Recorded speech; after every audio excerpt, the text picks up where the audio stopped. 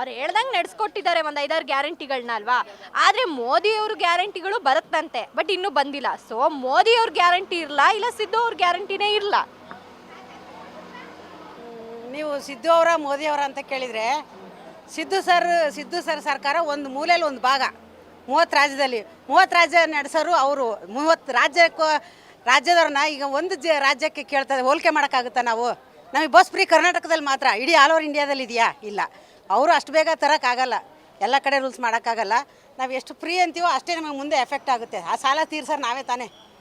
ನೋಡಿ ಮಾಡಬೇಕು.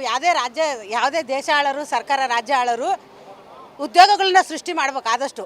ಈ ದುಡ್ಡು ಕೊಟ್ಟು ಓಟ್ ಹಾಕ್ಸ್ಕೊಂತೀವಿ, ಇವತ್ತು ಒಂದಿನ ಗೆಲ್ತೀವಿ, ಅದಲ್ಲ. ಇವತ್ತಿನ ಅನ್ನ ನೋಡಬಾರ್ದು, ಮುಂದೆ ಭವಿಷ್ಯ ನೋಡ್ಬೇಕು. ಮಕ್ಕಳು ಓದಿ ಇವತ್ತು ಕೆಲಸ ಇಲ್ಲ. ಎಷ್ಟೋ ಜನ ಹಳ್ಳಿ ಕಡೆಯಿಂದ ದಿಲ್ಲಿಗೆ ಬರ್ತಾ ಇದ್ದಾರೆ.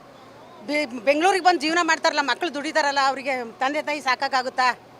ಅಲ್ಲೆಲ್ಲೆಲ್ಲೇ ಆಯಾ ಜಿಲ್ಲೆಯಲ್ಲಿ ಆಯಾ ಭಾಗದಲ್ಲಿ ಒಂದು ಉದ್ಯೋಗ ಸೃಷ್ಟಿ ಮಾಡೋಕೆ ಹೇಳಿ ಮೇಡಮ್. ಯಾರ ಗೆಲ್ಲಿ, ಯಾರೇ ಬಂದರೂ ಅಧಿಕಾರಕ್ಕೆ ಉದ್ಯೋಗಗಳು ಎಷ್ಟು ಸೃಷ್ಟಿ ಆಗ್ತಾವೆ, ಜನ ಅಷ್ಟು ಶ್ರೀಮಂತರ ಆಗ್ತಾರೆ, ಚೆನ್ನಾಗಿ ಆಗ್ತಾರೆ, ನಮ್ಮ ದೇಶ ಇಂಪ್ರೂವ್ ಆಗ್ತೈತಿ. ಇಷ್ಟು ಮಾತ್ರ ನಾವು ಹೇಳಬಲ್ಲಿ.